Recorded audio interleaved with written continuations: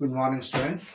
ನಾವು ಲಾಸ್ಟ್ ಕ್ಲಾಸ್ನಾಗ ಅನುಭೋಗಿ ವರ್ತನೆ ಸಿದ್ಧಾಂತದೊಳಗೆ ಅನುಭೋಗಿ ತುಷ್ಟಿಗುಣವನ್ನು ಮಾಪನ ಮಾಡುವಂತಹ ಮೊದಲನೆಯ ಒಂದು ವಿಧಾನವನ್ನು ನೋಡಿದ್ವಿ. ಅದ್ಯಾವುದು? ಸಂಖ್ಯಾಸೂಚಕ ವಿಧಾನ. ಅಂದರೆ ಒಂದು ಅಂದಾಜಿನ ಪ್ರಕಾರ ಅನುಭೋಗಿ ತಾನು ಒಂದಿಷ್ಟು ವಸ್ತುಗಳನ್ನು ಅನುಭೋಗಿಸುತ್ತಾ ಹೋದಂತೆ ಆ ವಸ್ತುಗಳಿಂದ ಸಿಗುವಂಥ ಒಂದು ಆ ತುಷ್ಟಿಗುಣ ಅಥವಾ ತೃಪ್ತಿಯನ್ನು ಸಂಖ್ಯೆಗಳ ರೂಪಕ್ಕೆ ನಾವು ವ್ಯಕ್ತಪಡಿಸ್ತೀವಿ, ಸಂಖ್ಯೆಗಳ ರೂಪದಲ್ಲಿ ವ್ಯಕ್ತಪಡಿಸಿರ್ತೀವಿ. ಅದು ನಾವು ಯಾವ ರೀತಿ ಅನ್ನೋದನ್ನ ಲಾಸ್ಟ್ ಕ್ಲಾಸ್ನಾಗ ವಿತ್ ಡಯಾಗ್ರಾಮ್ ನೋಡಿದ್ವಿ. ಕರೆಕ್ಟಾ? ಎರಡನೇದು ಸ್ಥಾನದರ್ಶಕ ವಿಧಾನ ಅಂತ ಕರಿತೀವಿ. Ordinal approach. Ordinal approach, ordinal approach, ordinal utility analysis ಅನ್ಬೋದು, ಅಥವಾ ordinal utility analysis. Ordinal utility analysis ಏನಾಕೈತಿ ಅಂತಿಲ್ರಿ, ಇಲ್ಲಿ ಹೇಳಬೇಕಾದ್ರೆ ನೀವು ಒಂದಿಷ್ಟು ವಿಚಾರ ಮಾಡ್ರಿ. ಯಾರು ಕೂಡ, ಯಾವ ಅನುಭೋಗಿನೂ ಕೂಡ ತಾನು ಅನುಭೋಗಿಸಿದಂಥ ವಸ್ತುಗಳಿಂದ ಇಷ್ಟೇ ತೃಪ್ತಿ ಸಿಕ್ತು ಅಂತೇಳಿ ಪ್ರಮಾಣದಾಗ ಹೇಳಕ್ಕೆ ಸಾಧ್ಯನೇ ಇಲ್ಲ. ಅಂದ್ರೆ ನಿಜ ಜೀವನದಾಗ ನಾವು ಸಿಗುವಂಥ ತೃಪ್ತಿಯನ್ನ ಸಂಖ್ಯೆಗಳ ರೂಪದಾಗ ಏನು ಮಾಡಾಕ ಸಾಧ್ಯನೇ ಇಲ್ಲ. ಸೊ ಈ ರೀತಿ ಸಂಖ್ಯೆಗಳ ರೂಪದಾಗ ನಾವು ವಿಶ್ಲೇಷಣೆ ಮಾಡಕ್ ಸಾಧ್ಯ ಇಲ್ಲ ಅಂದ ತಕ್ಷಣ ಸಂಖ್ಯಾಸೂಚಕ ವಿಧಾನ ಅಷ್ಟೊಂದು ಒಂದು ಪಾಪ್ಯುಲಾರಿಟಿ ನಾವು ಏನಂತ ಕರಿತೀವಿ, ಜನಪ್ರಿಯತೆಯನ್ನು ಪಡೆದಿಲ್ಲ ಅಂತೇಳಿ ಒಂದಿಷ್ಟು ಜನ ಅರ್ಥಶಾಸ್ತ್ರಜ್ಞರು ಹೇಳ್ತಾರ. ಯಾಕಂತಂದ್ರೆ ಈಗ ನೋಡ್ರಿ, ವಿಚಾರ ಮಾಡ್ರಿ, ಒಂದು ಬಾಳೆಹಣ್ಣು ತಿನ್ನಾಕ್ ಕೊಡ್ತೀವಿ, ಹೇಳು ಎಷ್ಟು ಪಾಯಿಂಟ್ ಸಿಕ್ತು ಅಂತ ಹೇಳಕ್ ಅದನ್ನ ಪಾಯಿಂಟ್ ರೂಪದಾಗ ಹೇಳಕ್ ಸಾಧ್ಯನೇ ಇಲ್ಲ. ಸೊ ಈ ರೀತಿ ಆಗಿರುವಾಗ ನಾವು ಏನು ಮಾಡಾಕತ್ತೀವಿ ಅಂದ್ರೆ ಆ ಏನು ಸಂಖ್ಯಾಸೂಚಕ ವಿಧಾನ ಅಷ್ಟೊಂದು ಸಮಂಜಸವಲ್ಲ. ಓಕೆ, ಆದ್ರಿಂದ ಇನ್ನೊಂದು ಅಪ್ರೋಚ್ ಸ್ಥಾನದರ್ಶಕ ವಿಧಾನ ಅಂತ ಕರಿತೀವಿ. ಸ್ಥಾನದರ್ಶಕ ಅಂದ್ರೆ ಏನು? ನಮ್ಮ ಲೆವೆಲ್ ನೋಡ್ರಿ, ಗುಂಪುಗಳನ್ನು ಮಾಡಿ ಇಡ್ತೀವಿ. ಒಂದು 2 ಬಾಳೆಹಣ್ಣು 1 ಆ್ಯಪಲ್ ಇದೊಂದು ಗುಂಪು, ಅಥವಾ 4 ಬಾಳೆಹಣ್ಣು 1 ಆ್ಯಪಲ್ ಈ ರೀತಿ ಒಂದು ಗುಂಪು. ಈ ಗುಂಪುಗಳನ್ನ ಮಾಡ್ತೀವಿ. ಈ ಸ್ಥಾನದಿಂದ ಇನ್ನೊಂದು ಸ್ಥಾನಕ್ಕೆ ಹೋದಾಗ ಓಕೆ ನಾವು ಸೆಟ್ ಮಾಡಿಡ್ತೀವಿ. ಏನ್ ಸೆಟ್ ಪಾ ಅಂತಂದ್ರೆ ಒಂದು ನೋಡ್ರಿ, ಬನಾನಾ ಅಂಡ್ ಮ್ಯಾಂಗೋ ಸೆಟ್. ನೋಡ್ರಿ, set number 1 means what? 10 banana 1 mango, like that. 10 banana 1 mango, right, like that. ಈ ರೀತಿ ನಾವು ಸೆಟ್ ಮಾಡ್ತೀವಿ. ಅಥವಾ 1 ಬನಾನಾ 15 ಮ್ಯಾಂಗೋ ಇದೊಂದು. ಸೊ ದೆನ್ ಸೆಕೆಂಡ್ ಒನ್ ಏನು? 2 ಬನಾನಾ 12 ಮ್ಯಾಂಗೋ, 12 ಮಾವಿನ ಹಣ್ಣುಗಳನ್ನ ನೋಡ್ತೀವಿ. ಮೂರನೇ ಸೆಟ್ ಏನು? 3 ಬನಾನಾ 10 ಮ್ಯಾಂಗೋ, ನಾಲ್ಕನೇದು 4 ಬನಾನಾ 9 ಮ್ಯಾಂಗೋ, ಲೈಕ್ ದಟ್. ಪ್ರತಿಯೊಂದನ್ನು ಕೂಡ ನಾವೇನಿವು ಈ ಒಂದು ಸ್ಥಾನಗಳಿವು. ಓಕೆ, ನಾವು ಏನ್ಬೋದು ಈಗ ABCD 4 ಪಾಯಿಂಟ್ಗಳನ್ನ ಗುರ್ತ ಮಾಡ್ಕೊಂಡಾಗ, ಫಾರ್ ಎಕ್ಸಾಂಪಲ್ ಮೊದಲನೇದು ಯಾವುದು ಸ್ಥಾನ? A 15 mango, 15 mango and 1 banana can be purchased. This is A group, possible group, maximum possible group with available amount of his income. ಅವನ ಆದಾಯ ಏನಿರ್ತದಿಲ್ಲ, ಆ ಆದಾಯದ ಪ್ರಮಾಣದ ಮ್ಯಾಗ ನಾವು ಗುಂಪುಗಳನ್ನ ಮಾಡ್ತೀವಿ. ಆ ಗುಂಪುಗಳ ಪ್ರಕಾರ ಮ್ಯಾಂಗೋ 15 ತಗೊಂಡಾಗ ಅವ ಬನಾನಾ 1 ತಗೋತಿರ್ತಾನ, ಆ ರೀತಿ, ರೈಟ್. ಅನಂತರ ಬನಾನಾ 1 ಹೆಚ್ಚು ಮಾಡ್ಬೇಕಾದಾಗ ಮ್ಯಾಂಗೋ ಎಷ್ಟು ಕಡಿಮೆ ಮಾಡ್ಬೇಕಾಯ್ತು? ಇಲ್ಲಿ 3 ಮ್ಯಾಂಗೋ ಕಡಿಮೆ ಮಾಡ್ಬೇಕಾಯ್ತು. 2 ಇದ್ದಿದ್ದು 3 ಮಾಡ್ಬೇಕಾದ್ರೆ ಇಲ್ಲಿ ಮತ್ತೆ 2 ಮ್ಯಾಂಗೋ ಕಡಿಮೆ ಮಾಡ್ಬೇಕಾಯ್ತು. ಸೊ ಈ ರೀತಿ ಏನಾಗ್ತಿದ್ದು, ಸ್ಥಾನಗಳನ್ನ ಬದಲಾಯಿಸ್ಕೊತ ಹೋಗ್ತೀವಿ. ಆದ್ರೆ ಒಂದು ಪ್ರತಿ ಸ್ಥಾನದಿಂದಲೂ ಸಿಗುವಂತಹ ಏನು ಯುಟಿಲಿಟಿ ಇರ್ತದಿಲ್ಲ, ತುಷ್ಟಿಗುಣ ಅಥವಾ ಸ್ಯಾಟಿಸ್ಫ್ಯಾಕ್ಷನ್, ತೃಪ್ತಿ ಅನ್ನೋದು ಸೇಮ್ ಕಾನ್ಸ್ಟಂಟ್ ಆಗಿರ್ತೈತಿ. ನೀವು 4 ನಿಮ್ಮ ಒಂದು ಗ್ರೂಪ್ ಅದಾವ, ಇದ್ರಾಗ ಯಾವ್ದು ಬೇಕಾದ್ರೂ ನೀವು ತಗೋಬಹುದು. ಕರೆಕ್ಟಾ? ಹೆಂಗೆ ನೀವು ಒಂದು ಕಾಲೇಜ್ಗೆ ಬಂದಿರ್ತೀರಿ ಸರ್, ಒಂದೇ ಗ್ರೂಪನ್ನ ಆಯ್ಕೆ ಮಾಡ್ಕೋಬೇಕು ನೀವು. ಯಾವುದು? ಫಾರ್ ಎಕ್ಸಾಂಪಲ್ ಸೈನ್ಸ್ ಮಾಡೋರು ಇದ್ರಿ ಅಂದ್ರೆ PCMB ಆಯ್ಕೆ ಮಾಡ್ಕೋತೀರಿ. ಕಾಮರ್ಸ್ ಮಾಡೋರು ಇದ್ರಿ ಅಂದ್ರೆ ಏನದು? HEBA. Okay, HE history, economics, business, accountancy. So ಈ ರೀತಿ ನೀವು ಈ ಗ್ರೂಪ್ ತಗೊಂಡ್ರು ನಿಮ್ಮ ಸೆಕೆಂಡ್ ಇಯರ್ ಎಕ್ಸಾಮ್ ಆಗತೈತೆ, ನಿಮಗೆ PUC ಅಂತ ಕರೆಯತಾರ. ಕರೆಕ್ಟಾ? ಆದ್ರೆ 2 ಗ್ರೂಪ್ ಅನ್ನು ಏಕಕಾಲದಲ್ಲಿ ಸೆಲೆಕ್ಷನ್ ಮಾಡಕ್ ಬರಂಗಿಲ್ಲ. ಆ ಒಂದು ಗ್ರೂಪ್ ಏನಿದ್ಲ, ಈ ಒಂದು ಗ್ರೂಪ್ ಅಂದ್ರನ ಏನು? ಫಾರ್ ಎಕ್ಸಾಂಪಲ್ 15 ಮ್ಯಾಂಗೋ 1 ಬನಾನಾ ಒಂದು ಗ್ರೂಪ್ನಾಗ ಸಿಗ್ತಾವ ನಿಮಗೆ. ಎರಡನೇ ಗ್ರೂಪಿಗೆ ಬಂದ್ರಿ ಅಂದ್ರೆ 2 ಮ್ಯಾಂಗೋ ಬನಾನಾ ಸಿಗ್ತಾವ, 15 ಮ್ಯಾಂಗೋ ಸಿಗ್ತಾವ. ಅಂದ್ರೆ 2 ಕಾಮರ್ಸ್ ಗ್ರೂಪಿಗೆ ಬಂದ್ರಿ ಅಂತ ತಿಳ್ಕೊರಿ. ಅಂದ್ರೆ ಅದರ ಅರ್ಥ ಎಷ್ಟೇ, ನೀವು ಯಾವಾಗಲೂ ಒಂದಕ್ಕಿಂತ ಹೆಚ್ಚು ಈ ಸ್ಥಾನಗಳನ್ನ ಅಥವಾ ಒಂದಕ್ಕಿಂತ ಹೆಚ್ಚು ಈ ಗ್ರೂಪ್ ಅಂದ್ರೆ ಗುಂಪುಗಳನ್ನ ನೀವು ಆಯ್ಕೆ ಮಾಡಕ್ ಬರಂಗಿಲ್ಲ. ಯಾವ್ದಾದ್ರು ಒಂದನ ಮಾಡ್ಬೇಕಾದ್ರ ಈ ಯಾವ್ದು ಬೇಕಾದ್ ಮಾಡ್ರಿ, ನೀವು ಆಡ್ಸಾರೆ ತಗೋರಿ, ಯಾವ್ದು ಬೇಕಾದ್ ಮಾಡ್ರಿ, ಎಲ್ಲಾ ಒಂದು ಗ್ರೂಪ್ಗಳಿಂದ ನಿಮಗ್ ಸಿಗುವಂತಹ ತೃಪ್ತಿ ಏಕಮಯವಾಗಿರ್ತೈತಿ ಅಂತ ಹೇಳ್ತಾರೆ. Okay, you can select any of these combinations. All combinations of the available all combinations are giving the similar type of satisfaction, the equal type of the equal amount of satisfaction. Like that, if you move from one place to another place, means ordinal approach. Under the ordinal approach, if you move from a set A to set B, B gives the same amount of satisfaction.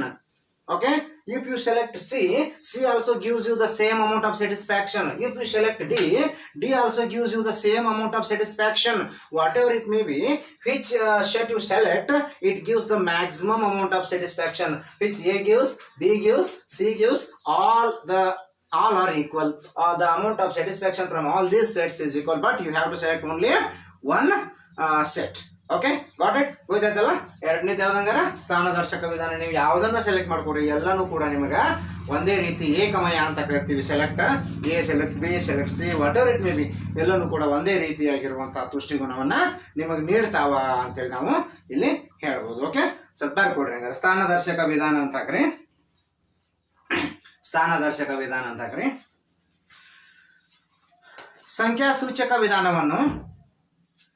ಸಂಖ್ಯಾಸೂಚಕ ವಿಧಾನವನ್ನು ನಿಜ ಜೀವನದಲ್ಲಿ ಸಂಖ್ಯಾ ಸೂಚಕವಾಗಿ ಅಥವಾ ಸಂಖ್ಯೆಗಳ ರೂಪದಲ್ಲಿ ಬಳಸಲು ಸಾಧ್ಯವಿಲ್ಲ.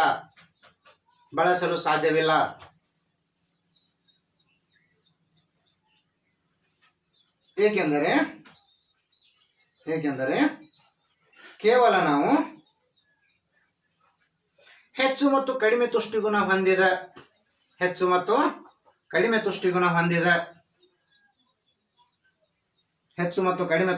ಹೊಂದಿದ ಗುಂಪುಗಳನ್ನಾಗಿ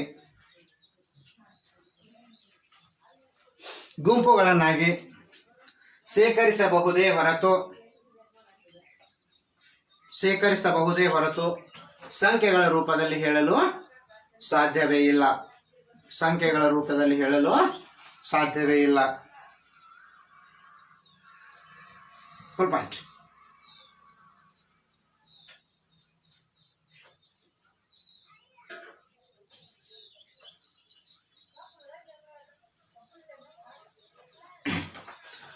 ಪ್ಯಾರಾಗ್ರಾಫ್. ಅನುಭೋಗಿಯು ತನ್ನ ತುಷ್ಟಿಗುಣವನ್ನು ಸಂಖ್ಯೆಯ ರೂಪದಲ್ಲಿ ವ್ಯಕ್ತಪಡಿಸುವುದಿಲ್ಲ.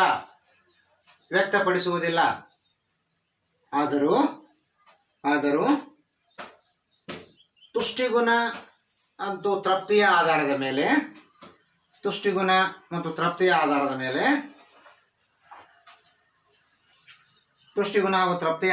ಮೇಲೆ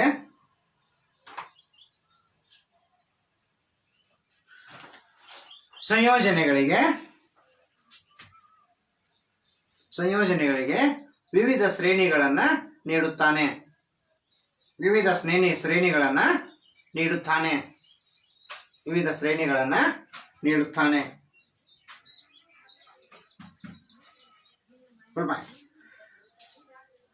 ಅನುಭೋಗಿಯು ನಿರ್ಧರಿಸಿದ ವಿವಿಧ ಶ್ರೇಣಿಗಳು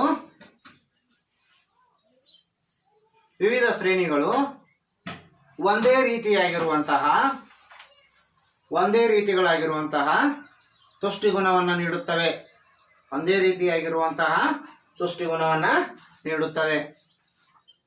ನೀಡುತ್ತವೆ.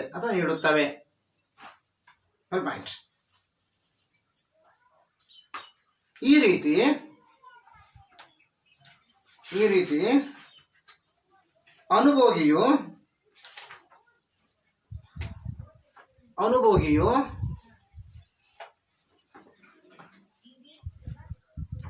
ಗುರುತಿಸಲ್ಪಟ್ಟ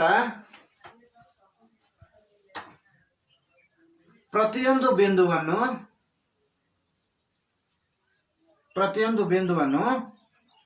ಸೇರಿಸಿದಾಗ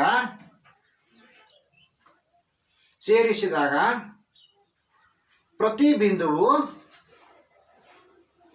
ಬಿಂದುವು ಏಕ ಪ್ರಕಾರದ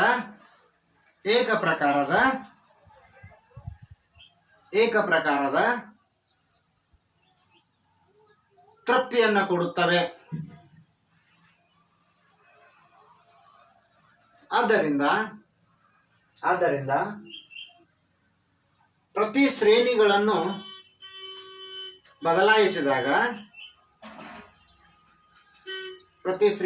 ಬದಲಾಯಿಸಿದಾಗ ಅವನು ಔದಾಸೀನ್ಯನಾಗಿರುತ್ತಾನೆ. ಔದಾಸೀನ್ಯ ಅಂದ್ರೆ ಎ ಅಂದ್ರೂ ಅಷ್ಟ, ಬಿ ಅಂದ್ರೂ ಅಷ್ಟ, ಸಿ ಅಂದ್ರೂ ಅಷ್ಟ, ಡಿ ಅಂದ್ರೂ ಅಷ್ಟ, ಅವಾಗ ಯಾವುದು ಚೇಂಜ್ ಅನ್ಸಂಗಿಲ್ಲ. ಕಾಮರ್ಸ್ ಮಾಡಿರೋ ಅಷ್ಟ, ಸೈನ್ಸ್ ಮಾಡಿರೋ ಅಷ್ಟ, ಒಟ್ಟು ಎಜುಕೇಶನ್ ಆಗ್ಬೇಕಂತ ಅಷ್ಟೇ. ಔದಾಸೀನ್ಯತೆ ಅಂದ್ರೆ ಪರಕ್ ಏನು ಬರಂಗಿಲ್ಲ ಕರಿತಲ್ಲ, ಹಳ್ಳಿ ಭಾಷೆಗಳಿಗೆ ಏನು ಪರಕ್ ಇಲ್ಲ, ಚೇಂಜ್ ಏನೂ ಇಲ್ಲ, ಸೇಮ್ ಅನಿಸ್ತದೆ. ಔದಾಸೀನ್ಯನಾಗಿರುತ್ತಾನೆ. Full point. ಪ್ಯಾರಾಗ್ರಾಫ್.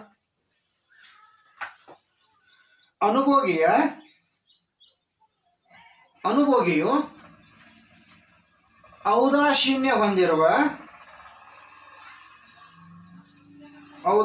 ಹೊಂದಿರುವ ಶ್ರೇಣಿಗಳ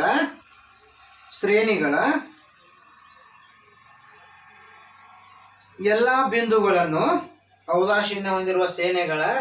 ಶ್ರೇಣಿಗಳ ಎಲ್ಲ ಬಿಂದುಗಳನ್ನು ಸೇರಿಸುವಂತಹ ರೇಖೆಗೆ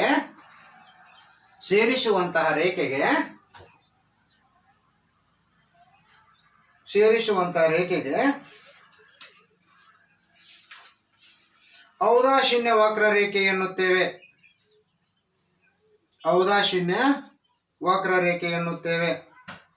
ನೋಡಿ, ಔದಾಸೀನ್ಯ ವಕ್ರರೇಖೆ ಅಂತ ಬರ್ತದೆ ಅಲ್ಲಿ. ಏನದು ಅಂತಂದ್ರ ನಮ್ಮ ಏನು ಇದು ಪ್ರತಿಯೊಂದು ಇದ್ರ ಮೇಲೆ ಇರುವಂತಹ ಸಂಯೋಜನೆಗಳ ಬಿಂದುಗಳು ಎ ಬಿ ಸಿ ಡಿ ಪ್ರತಿಯೊಂದು ಒಂದೇ ಪ್ರಕಾರದ ಅನುಭವವನ್ನು ನಮಗೆ ತುಷ್ಟಿಗುಣವನ್ನು ನೀಡ್ತಾವ. ಆ ತುಷ್ಟಿಗುಣಗಳನ್ನ ನೀವು ಎ ತಗೋರಿ, ಬಿ ತಗೋರಿ, ಸಿ ತಗೋರಿ, ಇವನ್ನೆಲ್ಲ ಒಂದು ಡಯಾಗ್ರಾಮ್ ಮುಖಾಂತರ ನೋಡಿದಾಗ ನೆಕ್ಸ್ಟ್ ಡಯಾಗ್ರಾಮ್ ನಿಮ್ಗೆ ಗೊತ್ತಾಗೈತೆ. ಒಂದು ನಕ್ಷೆ ಮುಖಾಂತರ ನೋಡಿದಾಗ ಪ್ರತಿಯೊಂದು ಶ್ರೇಣಿಯು ಕೂಡ ಏಕ ಪ್ರಕಾರದ ತುಷ್ಟಿಗುಣವನ್ನು ನೀಡುತ್ತವೆ. ಆದ್ದರಿಂದ ಈ ಪ್ರತಿ ಒಂದು ರೇಖೆಗಳನ್ನು ಸೇರಿಸಿದಾಗ, ಪ್ರತಿಯೊಂದು ಬಿಂದುಗಳನ್ನು ಸೇರಿಸಿದಾಗ ನಮಗೊಂದು ರೇಖೆ ಉಂಟಾಗ್ತೈತಿ. ಆ ರೇಖೆಗೆ ನಾವು ಏನಂತ ಕರಿತೀವಿ? ಇಂಡಿಫರೆನ್ಸ್ ಕರ್ವ್ ಅಥವಾ ವಕ್ರರೇಖೆ ಅಂತ ಕರಿತೀವಿ. ಎಂಥ ವಕ್ರರೇಖೆ ಅದು? ಔದಾಸೀನ್ಯ ವಕ್ರರೇಖೆ. ಅದು ವಕ್ರ ಯಾಕಾಗಿರ್ತೈತೆ ಅಂದ್ರೆ ಬಿಂದುಗಳ ಪ್ರಮಾಣ ಏನಾಗಿರ್ತಾವೆ, ಇಲ್ಲಿ ಕಾಂಬಿನೇಷನ್ ಚೇಂಜ್ ಇರ್ತಾವೆ. ಇಲ್ಲಿ ನೋಡ್ರಿ, ಟೋಟಲ್ ಹಣ್ಣುಗಳು 16 ಅದಾವ, ಇಲ್ಲಿ ಟೋಟಲ್ 14 ಅಕ್ಕಾವ, ಇಲ್ಲಿ 13 ಅಕ್ಕಾವ, ಇಲ್ಲಿ 13 ಅಕ್ಕಾವ. ಸೊ ಏನಿಲ್ಲ, ಇಲ್ಲಿ ಇದು ಯಾಕೆ ಇಲ್ಲಿ ವಕ್ರವಾಗಿರ್ತೈತೆ ಅಂದ್ರೆ number of items are units are not equal. If number of items are equal then it becomes the straight line. ಆದ್ರೆ ಇದು ಏನಾಗಿರ್ತೈತಿ? ಅದ ವಕ್ರ ರೇಖೆ ಆಗಿರ್ತೈತಿ ಅಂತ ಹೇಳ್ತೇವೆ. ವಕ್ರ ಅಂದ್ರೆ ಏನಾಗಿರ್ತೈತಿ? ನಿಮ್ನವಾಗಿರ್ತೈತಿ. ಓಕೆ, ಇದು ಯಾವಾಗಲೂ ನಿಮ್ನವಾಗಿ ಇರ್ತೈತಿ. ನಿಮ್ನ ಅಂದ್ರೆ ಗೊತ್ತೈತಲ್ಲ, ಕಾನ್ವ್ಯಾಕ್ಸ್ ಅಂತ ಕರಿತೀವಿ ನಾವು. ಓಕೆ, ಕಾನ್ವ್ಯಾಕ್ಸ್ ಮತ್ತು ಕಾನ್ವೈನ್ ಅಂತ ಬರ್ತಾವ. ಯಾವಾಗಲೂ ಅದು ಏನಾಗಿರ್ತೈತಿ? ನಿಮ್ನವಾಗಿ ಇರ್ತೈತಿ. Okay,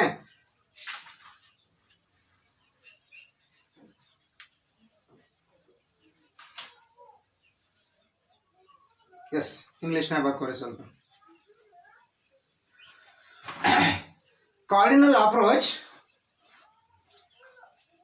Cardinal approach is not popular because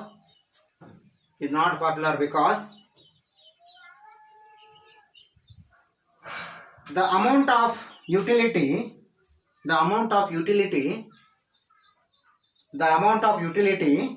cannot be expressed. The amount of utility cannot be expressed in terms of mathematical numbers. Because in day-to-day life,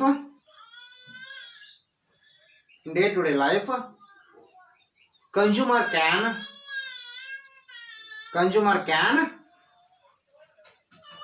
make the groups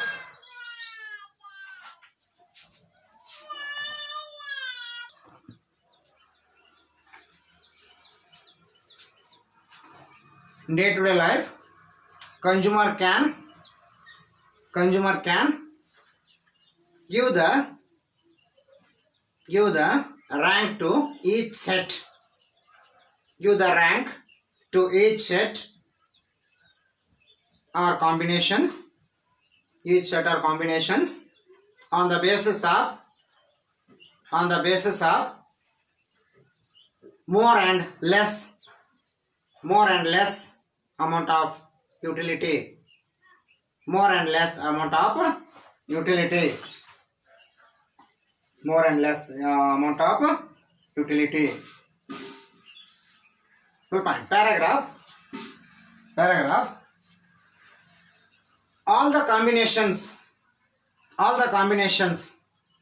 Maybe take example as A, B, C, D. All the combinations which are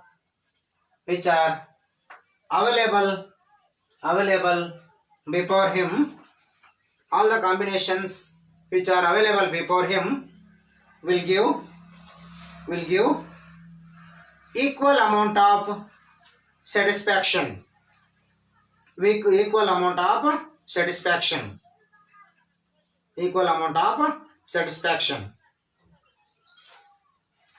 On this basis,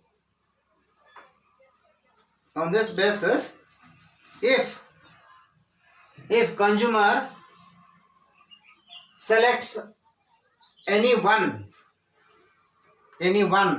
combination, the utility from such combination is equal to the utility from another combination. Here he only changes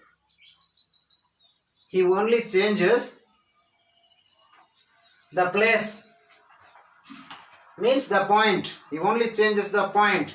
He moves from A to B, only changes the point. For example, all combinations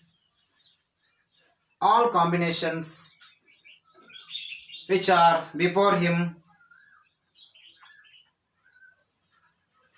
are giving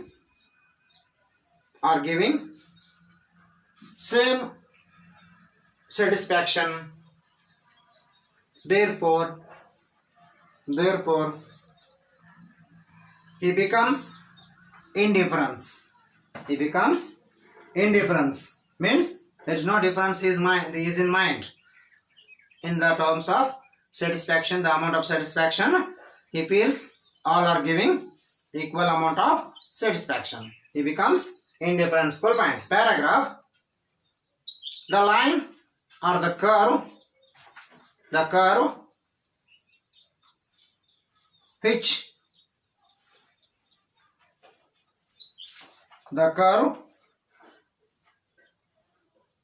is locus of different combinations. Locus, LOCUS, locus of different combinations of two commodities. Different combinations of two commodities which provide the same level of satisfaction. The curve which is the locus of different combinations of two commodities. The curve which is locus of different combinations of two commodities which provide the same level of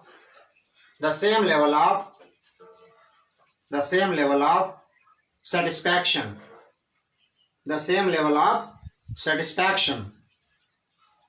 Is called indifference curve. Right? ನೋಡ್ರಿ, ನಾವು indifference curve ಅನ್ನ ಹಿಂಗ್ ಪಡ್ಕೋತೀವಿ ಅಂತ ಹೇಳ್ತೀವಿ. ಹಂಗಾದ್ರೆ indifference curve ಅನ್ನ ನಾವು ಯಾವ ರೀತಿಯಾಗಿ ನಾವು ತಿಳ್ಕೋಬೇಕು? ಇಂಡಿಫರೆನ್ಸ್ ಕರ್ವ್ ಅನ್ನ ಬರೀ ಹೇಳಿದ್ವಿ ನಾವು ಹಿಂಗ್ ಇರ್ತೈತಿ ಅಂತೇಳಿ. ಇಂಡಿಫರೆನ್ಸ್ ಕರ್ವ್ ಅಂದ್ರೆ ಏನು ಅಂತೇಳಿ ಸ್ವಲ್ಪ ನೋಡೋಣ. Okay, indifference curve.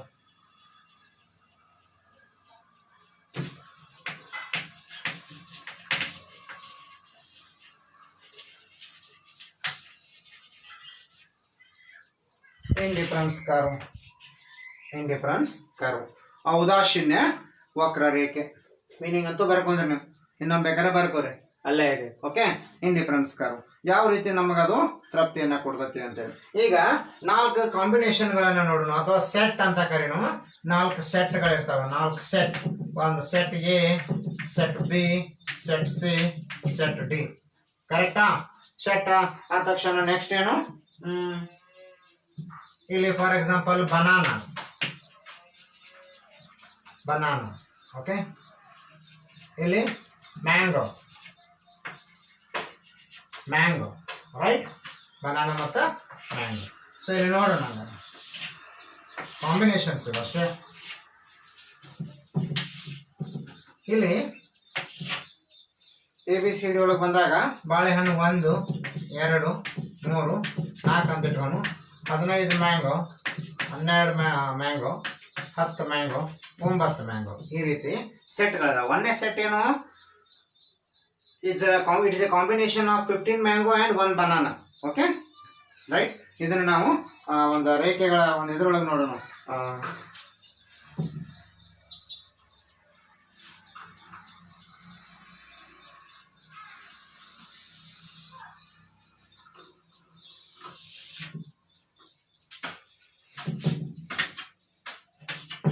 ರೈಟ್, ಇಲ್ಲಿ banana,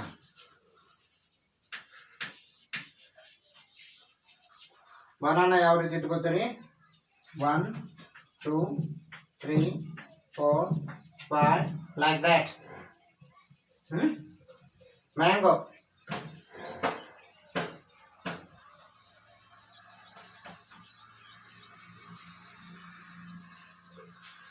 five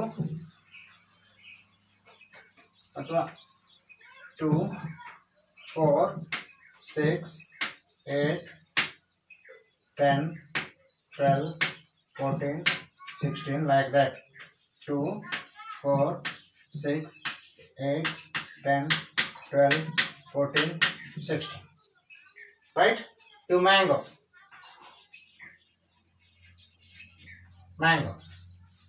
Right? Mango. 1, 2, 3, 4.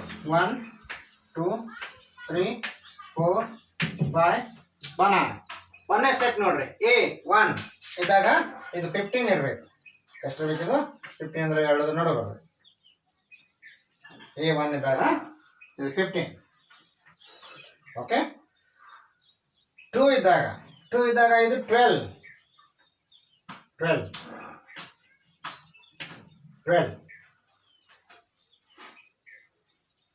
3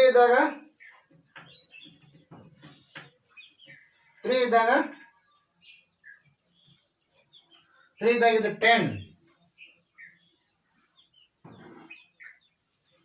right? 4 ಇದ್ದಾಗ ಇದು 9. 4 ಇದ್ದಾಗ ಇದು ಎಷ್ಟದು? 9. 8 ಮತ್ತು ಇದು ನೋಡಿ ಇಲ್ಲ. ಓಕೆ, ಈ ರೀತಿ. ಓಕೆ, ಸೊ ಇದು ನೋಡ್ರಿ,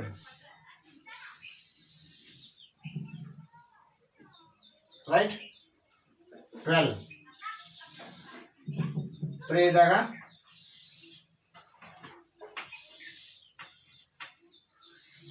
10, 9.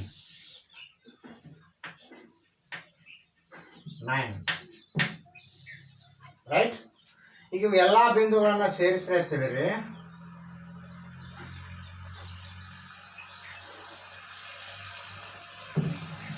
ಇದು ಕಾಂಬಿನೇಷನ್ A, B, C ಮತ್ತು D. ಓಕೆ, ಇದೇನಾಗಿರ್ತೈತೆ? ಇದು ವಕ್ರರೇಖೆ, ಇಂಡಿಫರೆನ್ಸ್ ಕರ್ವ್. ಓಕೆ, ನೋಡ್ರಿ, ವಕ್ರರೇಖೆ ಅಂದ್ರೆ ಇನ್ನು ಸ್ಟ್ರೇಟ್ ಲೈನ್ ಇಲ್ಲ, ಏನಾಗತ್ತೆ? ವಕ್ರವಾಗೈತೆ ನೋಡಿದ್ರೆ, ವಕ್ರ. ಓಕೆ, ಇದಕ್ಕೇನಿದು ಇಂಡಿಫರೆನ್ಸ್ ಕರ್ವ್ ಈ ರೀತಿ ಇರುತ್ತೆ. ಕರೆಕ್ಟಾ? ಇಂಡಿಫರೆನ್ಸ್ ಕರ್ವ್ ಈ ರೀತಿ ಆಗಿದೆ. Okay, next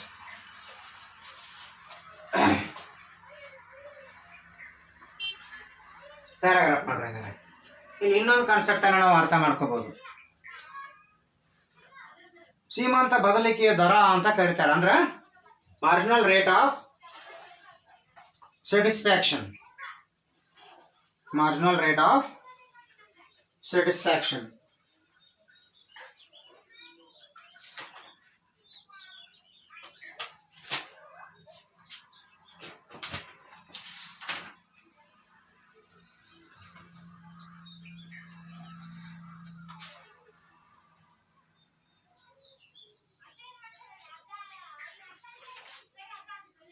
Marginal rate of satisfaction.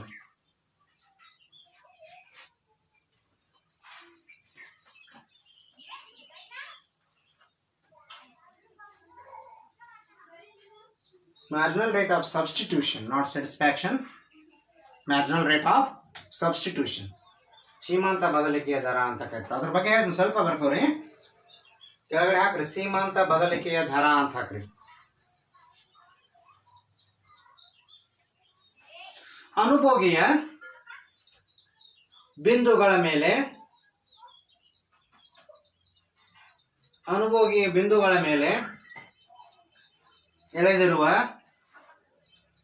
ಎಳೆದಿರುವ ರೇಖೆಯು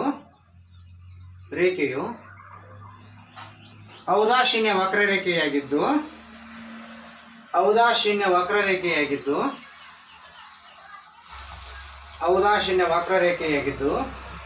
ಪ್ರತಿ ರೇಖೆಯು ಅಥವಾ ಪ್ರತಿ ಬಿಂದುವು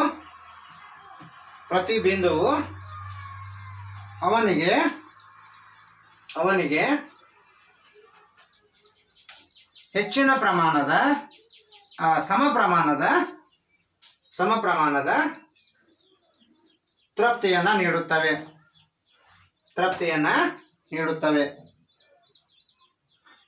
ಆದರೆ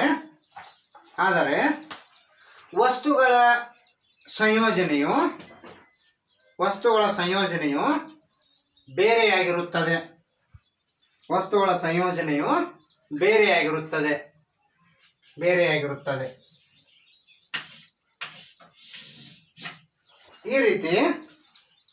ಈ ರೀತಿ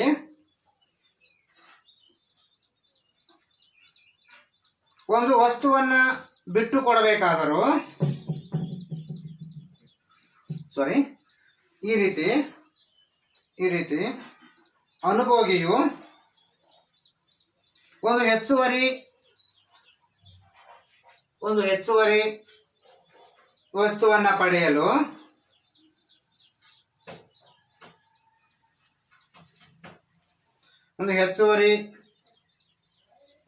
ಹೆಚ್ಚಿಗೆ ಪಡೆಯಲು ಒಂದಿಷ್ಟು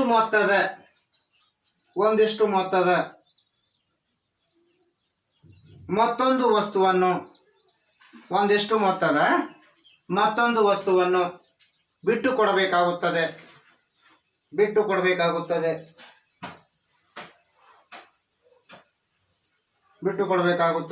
ಆದರೂ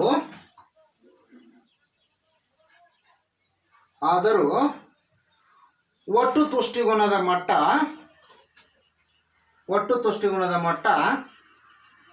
ಸ್ಥಿರವಾಗಿರುತ್ತದೆ.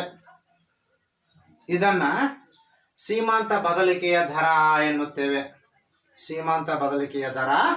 ಎನ್ನುತ್ತೇವೆ. ನಾನು ಶಾರ್ಟ್ ಆಗಿ ಮೀನಿಂಗ್ ಬರ್ಕೋರ್ಬೇಕಾರೆ ಸೀಮಾಂತ ಬದಲಿಕೆಯ ದರ ಶಾರ್ಟ್ ಕಟ್ ಆಗಿ ಬರ್ಕೋರ ಮೀನಿಂಗ್.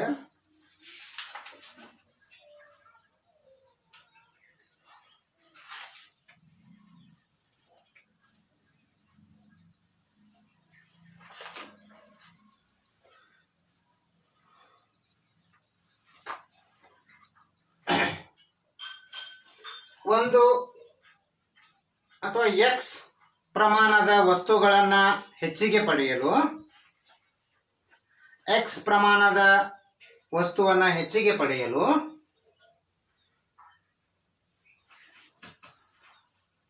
y ಪ್ರಮಾಣದ ವಸ್ತುಗಳನ್ನ ಬಿಟ್ಟು ಕೊಡಬೇಕಾಗುತ್ತದೆ. x ಪ್ರಮಾಣದ ವಸ್ತುಗಳನ್ನು ಹೆಚ್ಚಿಗೆ ಪಡೆಯಲು y ಪ್ರಮಾಣದ ವಸ್ತುಗಳನ್ನ ಬಿಟ್ಟು ಕೊಡಬೇಕಾಗುತ್ತದೆ. ಆದರೂ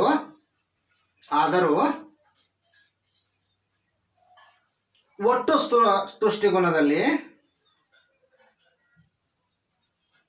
ತುಷ್ಟಿಗುಣದಲ್ಲಿ ಬದಲಾವಣೆಯಾಗುವುದಿಲ್ಲ.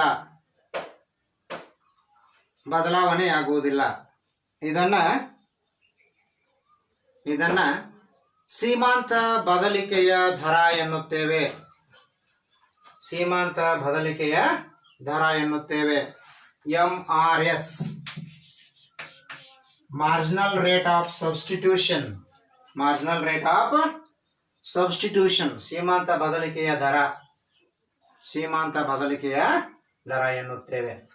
ನೋಡ್ರಿ ಎಕ್ಸಾಂಪಲ್, ಈಗ ನಾವಿಲ್ಲಿ ನೋಡ್ಕೋಬಹುದು MRS ಅಂದ್ರೆ ಏನು, ಸೀಮಾಂತ ಬದಲಿಕೆಯನ್ನು ಹೆಂಗ್ ಮಾಡ್ಕೋಬಹುದು. ಈಗ ಇಲ್ಲಿ ನೋಡ್ರಿ ಏನು ಸ್ಟಾರ್ಟಿಂಗ್ ಪಾಯಿಂಟ್ ಇದು. ಓಕೆ, ಇಲ್ಲಿ ಒಂದು ಬಾಳೆಹಣ್ಣು ಹೆಚ್ಚು ಮಾಡಿದಾಗ ಎಷ್ಟು ಮಾವಿನ ಹಣ್ಣುಗಳು ಕಡಿಮೆ ಆಗ್ಯಾವ? ಇಲ್ಲಿ 3. ಎದಕ್ಕಾಗಿ? 3:1, 1ಕ್ಕಾಗಿ 3 ಬಿಟ್ಕೊಟ್ರಿ. ಆದ್ರೂ ಕೂಡ ಸೆಟ್ ಬಿ ಕೂಡ ಎ ಎಷ್ಟು ಕೊಡತ್ತೆ ಅಷ್ಟ ತುಷ್ಟಿಗುಣ ಕೊಡ್ತೈತಿ. ಆದ್ರ ಮಾರ್ಜಿನಲ್ ರೇಟ್ ಆಫ್ ಸಬ್ಸ್ಟಿಟ್ಯೂಷನ್ ಒಳಗಿಂದೊಳಗ ಚೇಂಜ್ ಮಾಡ್ಕೋದು ಅಷ್ಟ. ಮ್ಯಾಲ್ ನೋಡಿದ್ರೆ ಅಷ್ಟೇ. ಹೆಂಗ? 1,00,000 ರೂಪಾಯಿ ಆಗ್ಬೇಕ. ನೀವು 500 ಎಷ್ಟು ನೋಟು? 200 ನೋಟ್ ಆದ್ರೂ 1 ಲಕ್ಷ ಆಕತಿ. ಅಥವಾ 2,050 ನೋಟ್ ಆದ್ರೂ ಕೂಡ 2,000 ಆಕತಿ. ದರ ಅಷ್ಟ ಚೇಂಜ್ ಮಾಡ್ರಿ ಒಳಗಡೆ. ಹಂಗಾರ ಏನ್ ಮಾಡ್ಬಿಟ್ರಿ? ಇಲ್ಲಿ 500 ಎಷ್ಟು ನೋಟ್ ಇಟ್ರಿ? 50 ಇಟ್ರಿ, 25,000 ಅದು. ಓಕೆ, 500 ಎಷ್ಟು ಇಟ್ರಿ? ಫಾರ್ ಎಕ್ಸಾಂಪಲ್ 500 100 ಕೊಟ್ರಿ, 50,000 ಅದು. 2,000 25 ಕೊಟ್ರಿ. ಫಾರ್ ಎಕ್ಸಾಂಪಲ್ ನೋಡ್ರಿ, ಮೊದಲು ಏನಾಗಿತ್ತು? 500 ನೋಟ್ ನೀವು 200 ಕೊಟ್ಟಾಗನ 1 ಲಕ್ಷ ಹಾಕಿತ್ತು. 1 ಲಕ್ಷ ಹಾಕಿತ್ತಿಲ್ಲ 1 ಲಕ್ಷ, 1 ಲ್ಯಾಕ್. ಹೌದಾ? ಈಗ ಏನ್ ಮಾಡ್ಕೊಂಡ್ಬಿಟ್ರಿ? 500 ರೂಪಾಯಿದ್ದು ಒಂದು 100 ನೋಟ್ ಕೊಟ್ರಿ, ಅದು 50,000 ಆಯ್ತು. 2,000 ರೂಪಾಯಿದ್ದು 25 ನೋಟ್ ಕೊಟ್ರಿ, ಇದು 50,000 ಆಯ್ತು. ಈಗೂ ಕೂಡ 1 ಲಕ್ಷ ಆಯ್ತ. ಇದೇನು ಚೇಂಜ್ ಆಗ್ಲಿಲ್ಲ. ಅಂದ್ರೆ ಒಟ್ಟು ತುಷ್ಟಿಗುಣ ಚೇಂಜ್ ಆಗ್ಲಿಲ್ಲ. ಇಲ್ಲಿ 16 ಹಣ್ಣುಗಳಿದ್ದು ಎರಡು ಸೇರಿ, ಆದ್ರೂ ತುಷ್ಟಿಗುಣ ಸೇಮನ ಐತಿ. ಇಲ್ಲಿ ಏಮ್ಯಾಗ ಇಲ್ಲಿ ಎರಡು ಕೂಡ 14 ಹಣ್ಣು ಅದು, ಆದ್ರೂ ಕೂಡ ಸೇಮನ ಐತಿ. ಈ ರೀತಿ ಟೋಟಲ್ ಮಾತ್ರ ಚೇಂಜ್ ಆಗಂಗಿಲ್ಲ. ನಮ್ಮದ ನಂಬರ್ ಆಫ್ ಕರೆನ್ಸಿ ಚೇಂಜ್ ಆಗಬಹುದು, ಅದ್ರ ಅಮೌಂಟ್ ಮಾತ್ರ ಸೇಮ್ ಆತಿಲ್ಲ. ಆ ರೀತಿ ಎಷ್ಟು ಪ್ರಮಾಣದ ಬಾಳೆಹಣ್ಣು, ಒಂದು ಎಕ್ಸ್ಟ್ರಾ ಬಾಳೆಹಣ್ಣು ಪಡ್ಕೊಳಕ ನೀವು 3 ಮಾವಿನ ಹಣ್ಣನ್ನ ಬಿಟ್ಟು ಕೊಟ್ರಿ. ಹಂಗಾರೆ ರೇಷಿಯೋ ಮಾಡ್ಕೋದು ಅಷ್ಟೇ. ಇಲ್ಲಿ ಏನಾಯ್ತು? 3:1. ಇಲ್ಲಿ ಮತ್ತೊಂದು ಎಕ್ಸ್ಟ್ರಾ ಬಾಳೆಹಣ್ಣು ತಗೊಳಕ ಎಷ್ಟು ಮಾವಿನ ಹಣ್ಣನ್ನು ಬಿಟ್ಟು ಕೊಡ್ಬೇಕಾಯ್ತು? 2. ನೋಡ್ರಿ, 12 10 10, 2 3 ಆಯ್ತು. 2:1. ಒಂದನ್ನು ಪಡ್ಕೊಳಕ 2 ಬಿಟ್ಟು ಕೊಟ್ರಿ. ಇಲ್ಲಿ ಒಂದನ್ನು ಪಡ್ಕೊಳಕ 1 ಬಿಟ್ಟು ಕೊಟ್ರಿ. ಸೊ ಈ ರೀತಿ ಮಾರ್ಜಿನಲ್ ರೇಟ್ ಆಫ್ ಸಬ್ಸ್ಟಿಟ್ಯೂಷನ್ ಅಂತ ಕರಿತೀವಿ. Marginal rate of substitution. Okay, indifference curve ಬಗ್ಗೆ ಬರ್ಕೊಂಡಿದ್ರಿ. ಇದು ಡಯಾಗ್ರಾಮ್ ತಗೊಂಡ್ರಿ ಎಲ್ಲರೂ ಇಂಗ್ಲಿಷ್ನಾಗ ಸ್ವಲ್ಪ MRS ಬಗ್ಗೆ ಬರ್ಕೊರಿ. all the combinations on the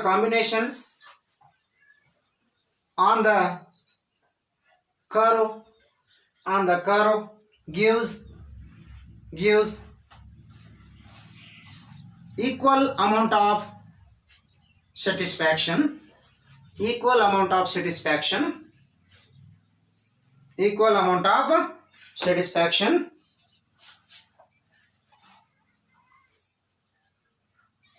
Paragraph.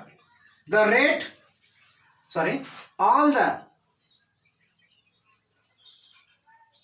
ಬರ್ಕೊಳ್ರಿ.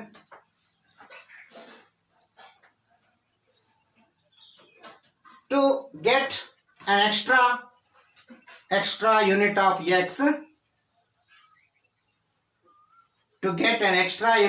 X, consumer has to sacrifice or give up. He has to give up give up the quantity of X, Y. Give up the quantity of Y. But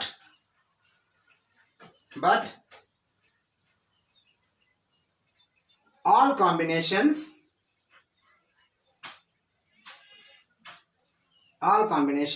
will give same satisfaction. All combinations will give same satisfaction. This is called marginal rate of substitution. ಸೀಮಾಂತ ಬದಲಿಕೆಯ ದರ. 1 ಮಾರ್ಕ್ಸ್ನಾಗ ಕೇಳ್ತಿರ್ತಾರೆ, ಇದನ್ನ expand ಮಾಡೋದು. Marginal rate of substitution. SUBSTITUTION, marginal rate of substitution. Yes. Paragraph. The rate at which one commodity is substitute. The rate at which one commodity is substitute for another. The rate at which the one commodity substitute for another, known as marginal rate of substitution.